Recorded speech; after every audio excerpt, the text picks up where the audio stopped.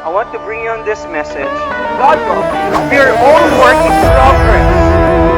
Why I'm telling this? Kasi naranasan ko yan eh. The Jomoldi Experience. What is up? It's your career path and welcome back to our podcast, The Jomoldi Experience, TJX.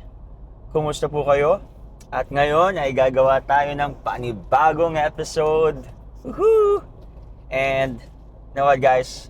So excited to create this episode because, and by the way, this is a very special episode because right now napapayag ko na at last ang aking asawa. I'm with my wife for today's episode at pag-uusapan namin ang usapang kasal.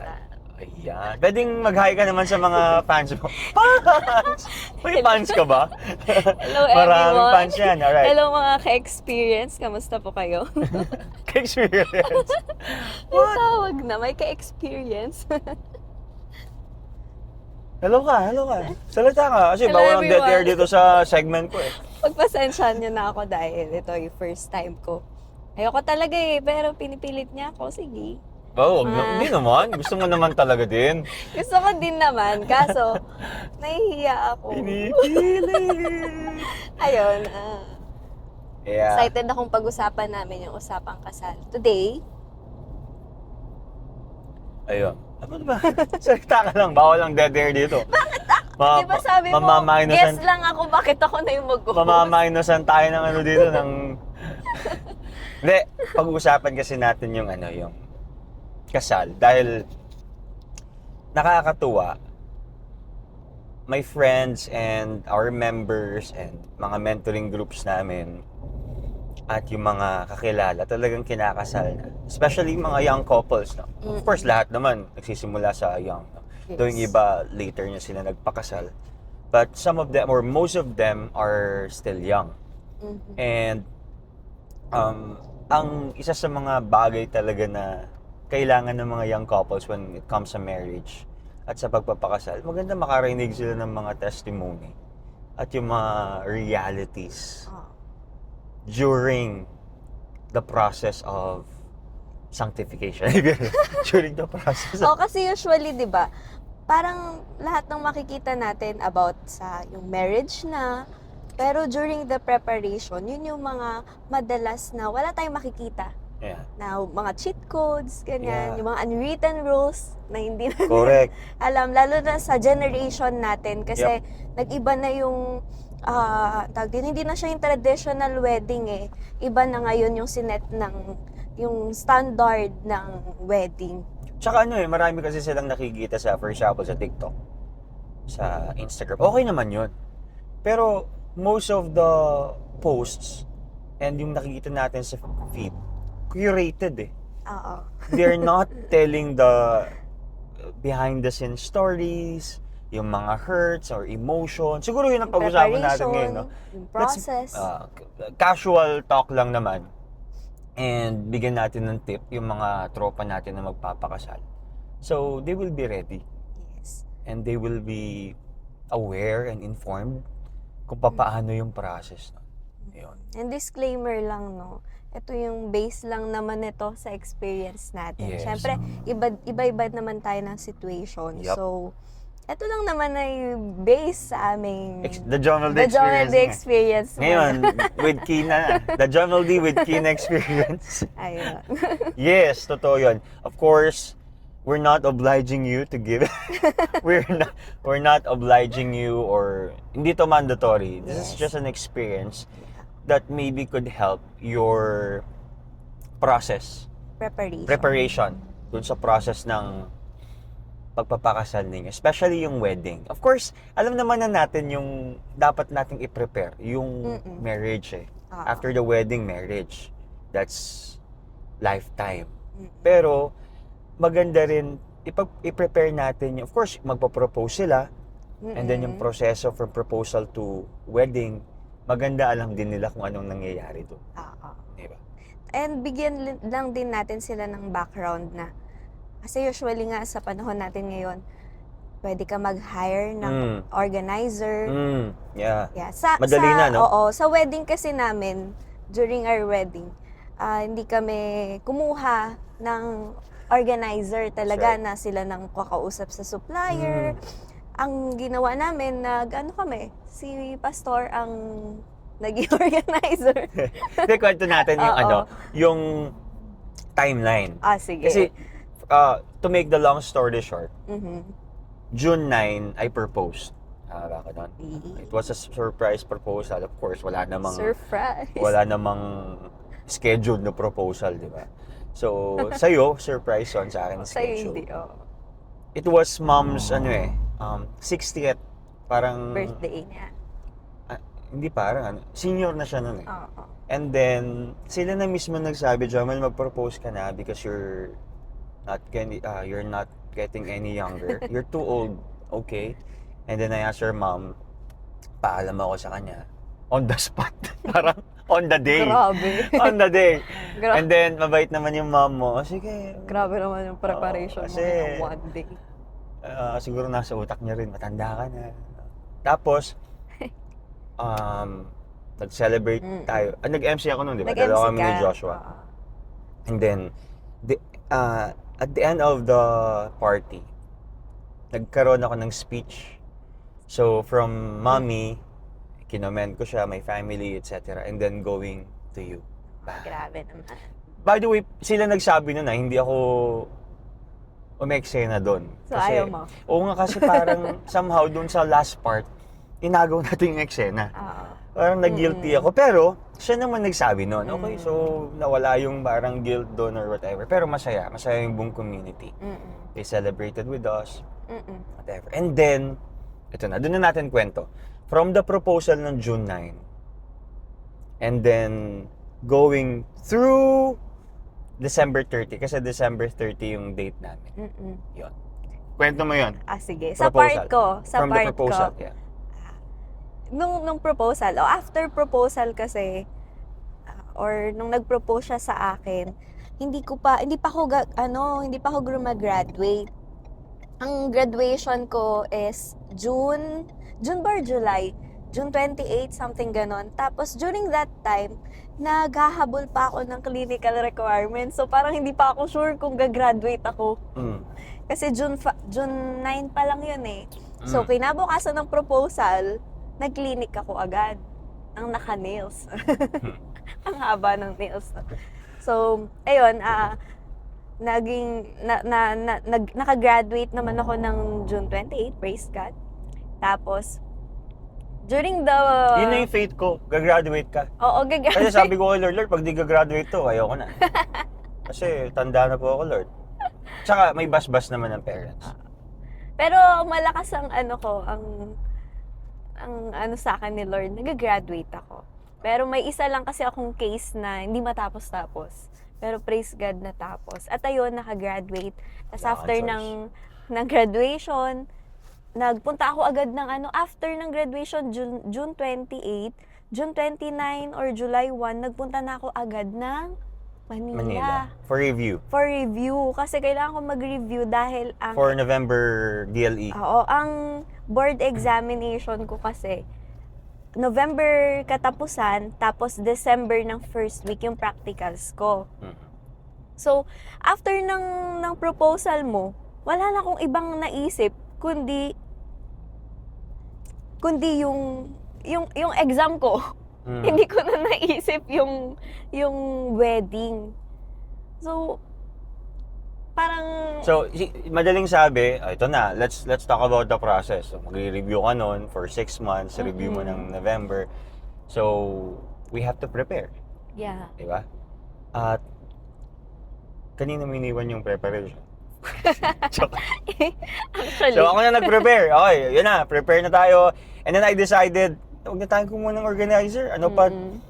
Forte ko yung paggawa ng program, forte ko yung paggawa ng production, i-customize na natin.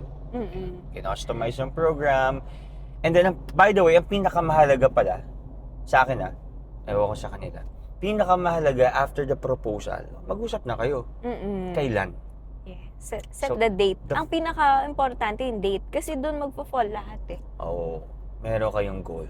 Kaya ang ginawa namin, after the proposal, dun sa bahay nila mami, nag-usap-usap tayo, di ba? Mm-mm. Satan natin, okay, December 30. So, tinawagan na yung mga tropa, Suppliers, suppliers, naghanap and then, of course, yung yung venue. Oo. I asked Pastor Abner, kasi may kakilala siya dun sa Kaisa Hall, tinawagan niya, okay, available. And then, we did the reservation, and then okay na. Kasi Okay marami na, nga nagtataka na reserve natin yung Kaisa, Oh, mahirap. during daw. that time, ang hirap kasing i-reserve yun. Pero, Kasi December din, ang oo, mahal, diba? 30 pa. December 30. Tsaka fully booked. Oo. So yun na, December 30. Mm-mm. Ito na ngayon, preparation na. So, you went in Manila for review. Oo. Mag-isa ko dito. Anong ginagawa mo naman nun? Yan ang magandang tanongin natin. I contacted all the suppliers, food, lights, Mm. and then nagpatahi na rin pala tayo. Oo, nagpasukat na tayo. Sukat na rin tayo. Ganyan. Pero staggered yun kasi nga nagre-review kayo. Kitang istorbo. Siguro every month lang yun. Monthly ako umuwi para gawin Mhm. yung mga dapat nating gawin. Pero after kung iwan ko na sa paniki yung wedding. Tsaka ang sa akin sa part ko din, ikaw nagre-review ka. Ako naman, nagre-review din ako for comprehensive exam ko sa masters. And then, ang masakit pa dito, nung time namin yung pamilya ko, Joshua, Mami, Daddy, pumunta sila ng US. Iniwan sa akin yung church. So ikaw Tapos nagpapastop in-engineer nun. namin yung in-engineer natin yung BBC. Bethany Dream Center. And then in-engineer din yung BDJ. Mm-mm. Kaya pagdating nila dito, I presented all the process na we made. So, parang hirap.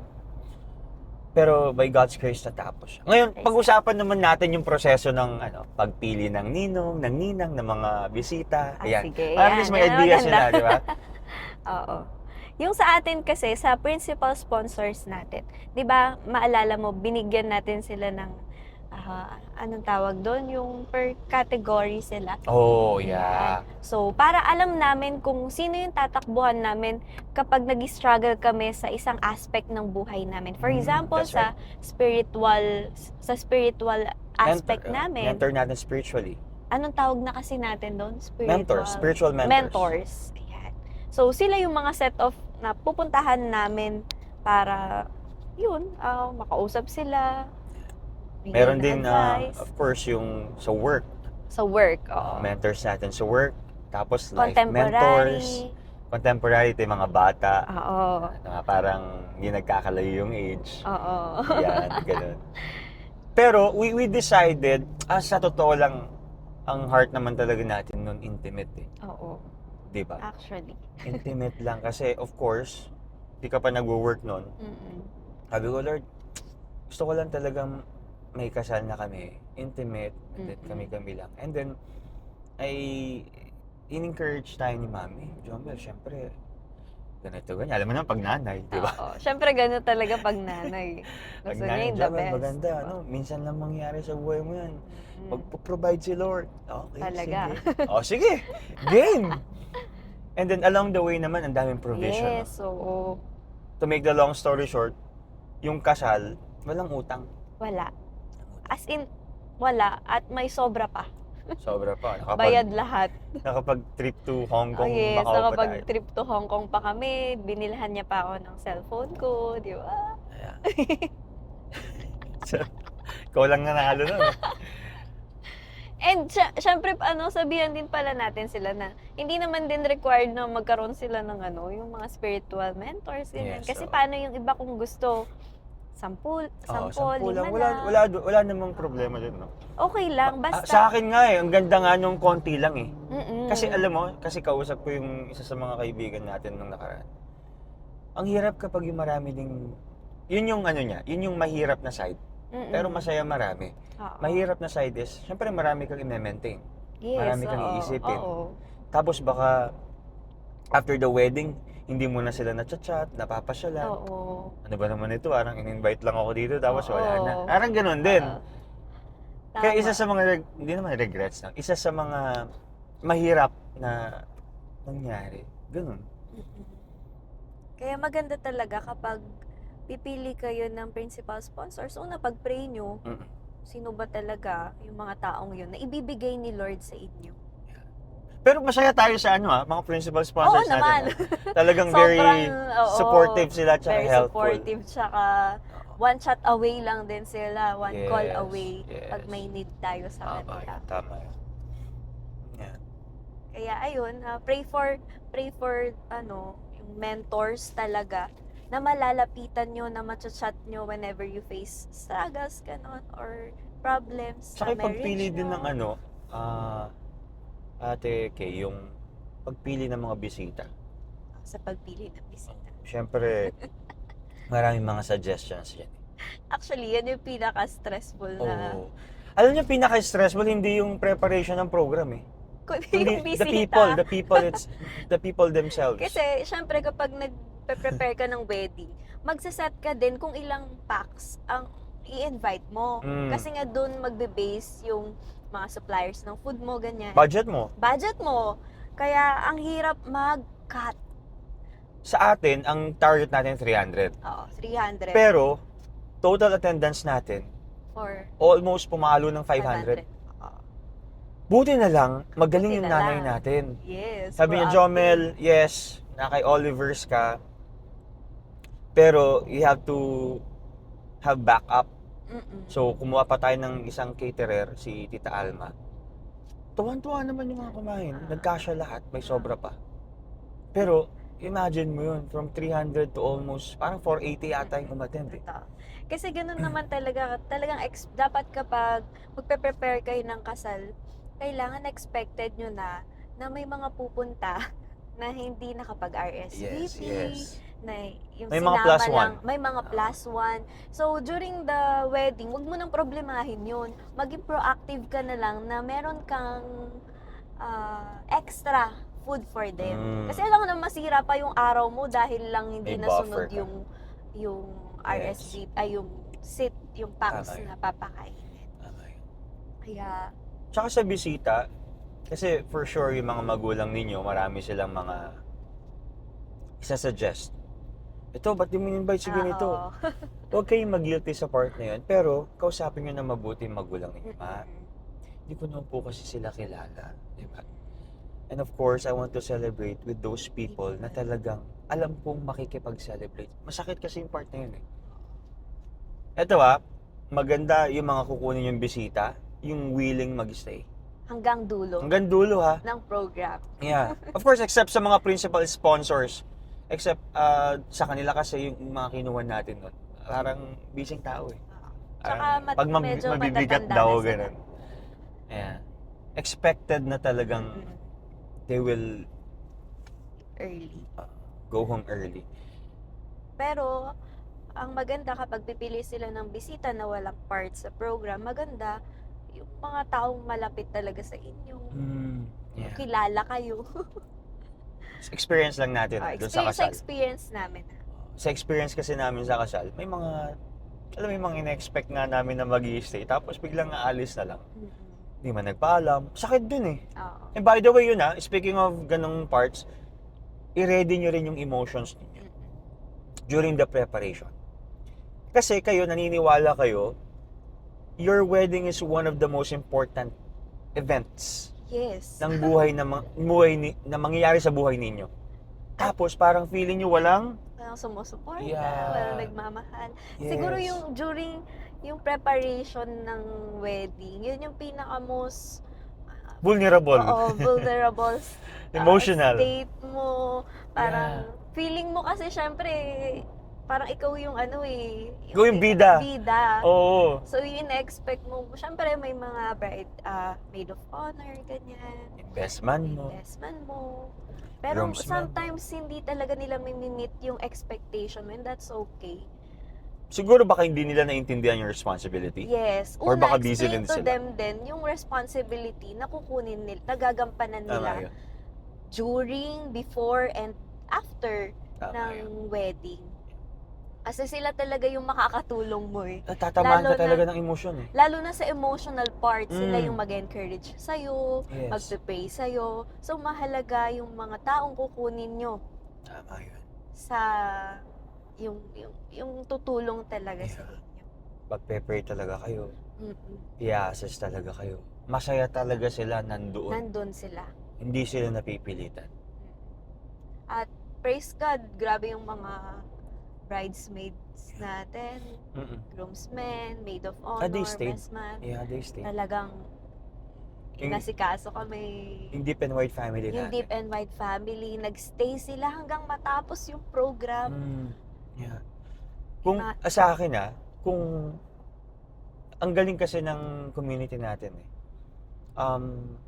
Kung titignan mo yung tinulong nila sa atin, hindi man financially, Mm-mm. pero doon sa part ng manpower, Mm-mm. sa part ng process and program, kung kukumputin mo yun, parang milyon eh. Mm-mm. Diba? Tama. Ang mahal kumuha ng singers, Totoo. ng banda, Full band pa tayo. full band pa, social yun. Grabe.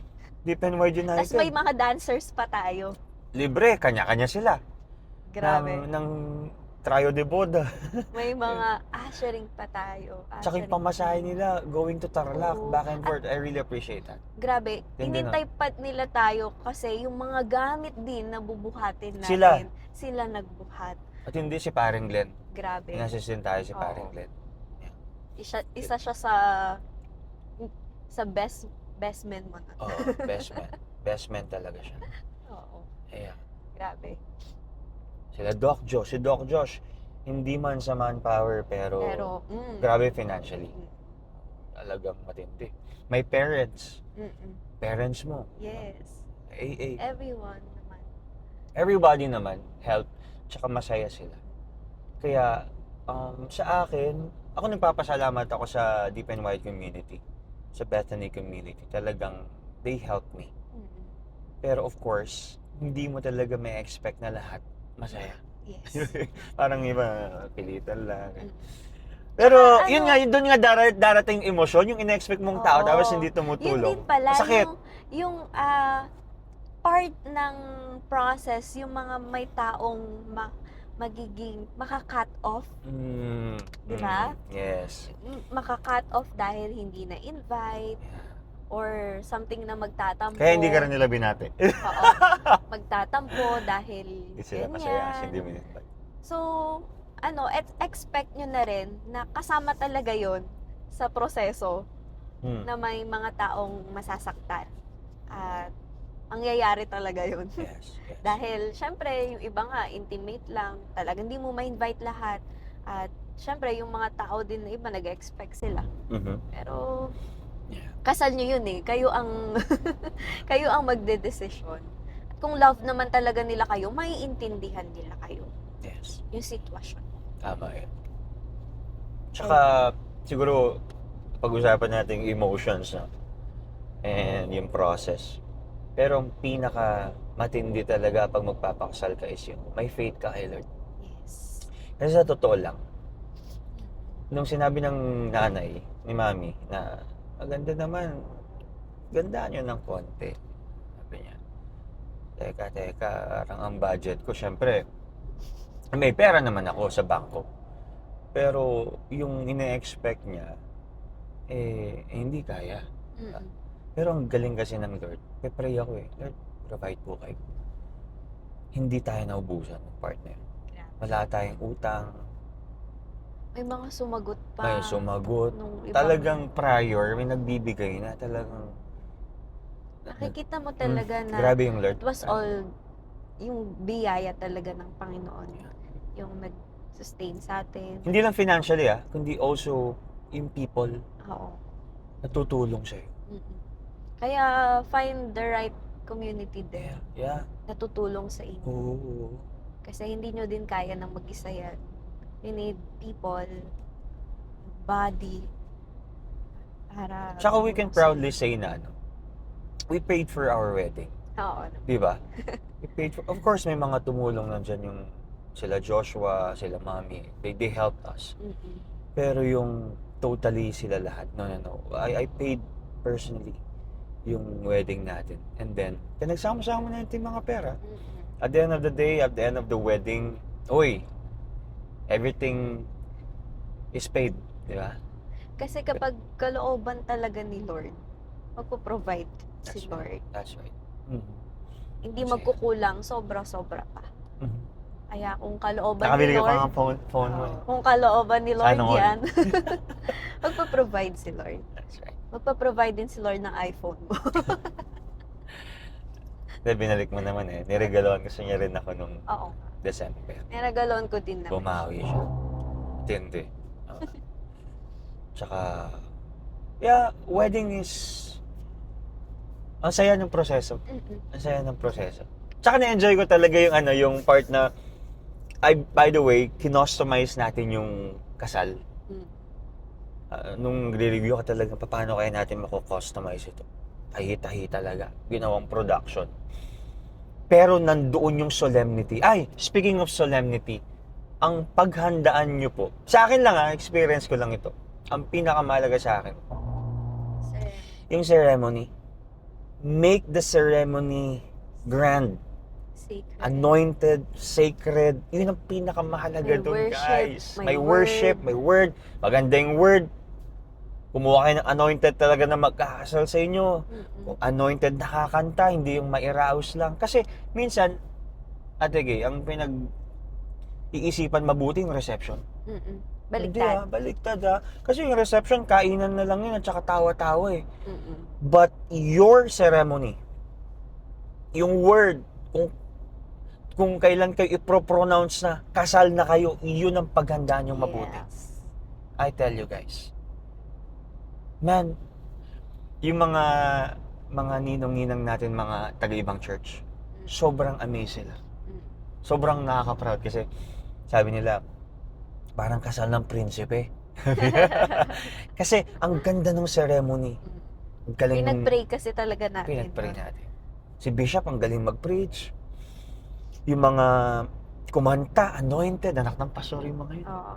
Yung mga symbols, yung program, sobrang yung symbols, detalyado. hindi tayo nag-stick dun sa traditional No. candles.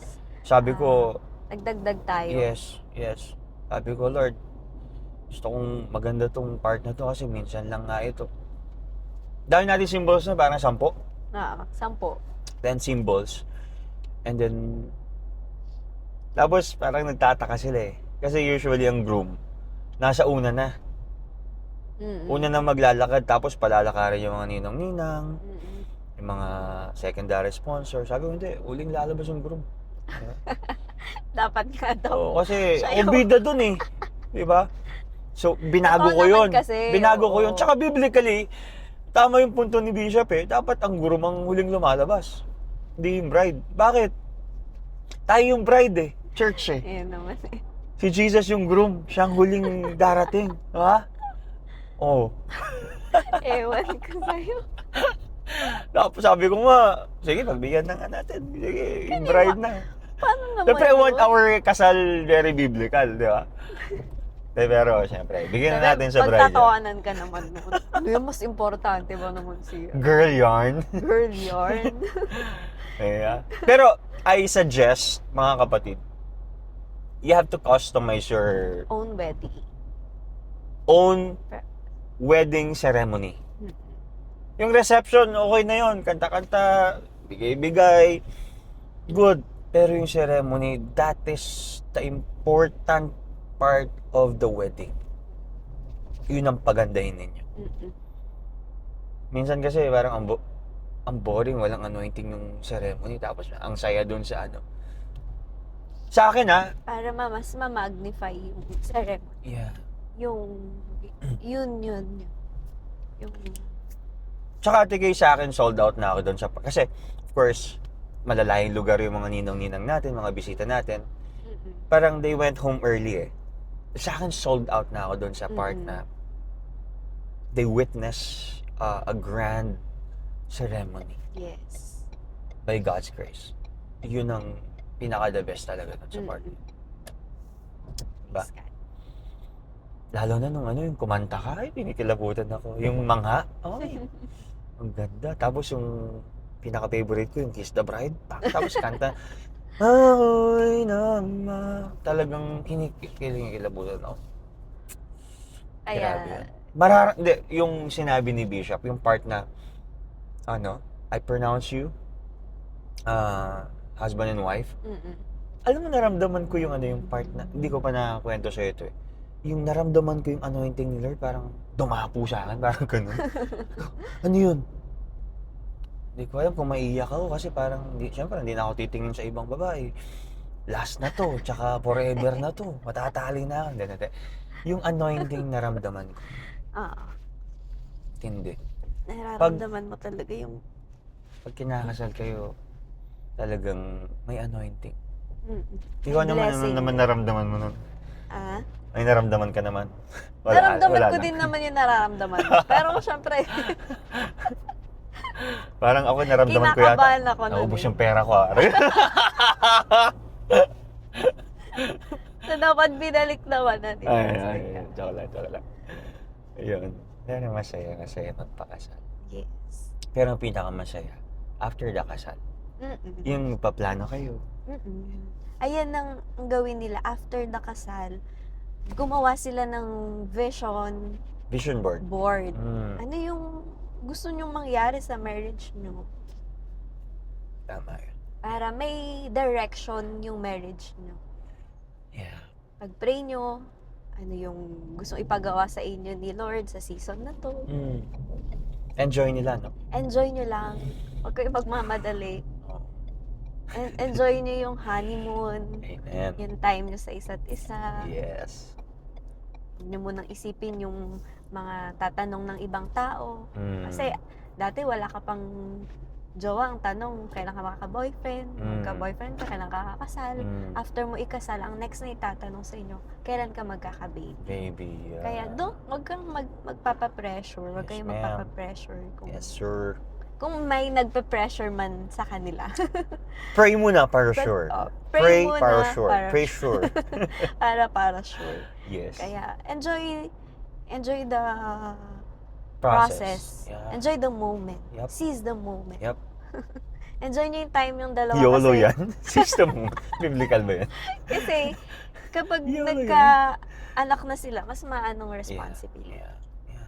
Tsaka may timing si Lord. Naniniwala. At ang mahalaga, ito kapag kinasal kayo, hindi ibig sabihin na mawawala sila sa ministry. Yes. Na magiging busy sila sa isa't isa. Mas maganda nga yun, sabay na kayong Mas malakas na kayo kasi dalawa na kayo eh. Di ba? Oo. Kaya, after ng wedding, during yung marriage nila, maganda. Serve kay Lord. Well, speaking of ministry, ang first ministry mo naman talaga ako. First ministry ko is ikaw. And then the church. The church. Diba? So, love natin si Lord. At dahil love ko si Lord, love kita. Diba? Husbands, love your wives. Diba? And then, wives, submit to your husband. Amen? Parang hindi ka nag-amen ha. Amen. So, may mutual Submission. submission. Diba? Siguro another topic na. Another topic yun.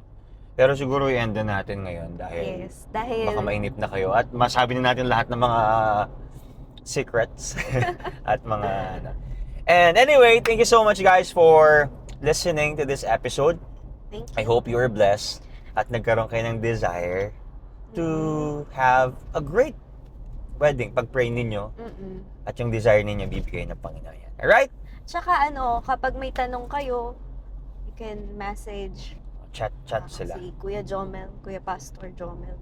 Yeah. Chat kayo, magtanong kayo kaya sa akin para gawan natin ng another episode. Yeah. And if you want our program, we can send it to you. Oh yes. Pwede. Oo. Yung customized template natin. Yes. Yeah. Alright? Okay. So, thank you so much for listening in this episode. Mabuhay po kayong lahat. See you soon. Mabuhay. Bye. God bless. This is DJX, the Jomel, the experience. Buhay para sa kaharian, hindi lang for appearance. Luwalhati sa hari, bawat linya, bawat breath. Itong podcast na to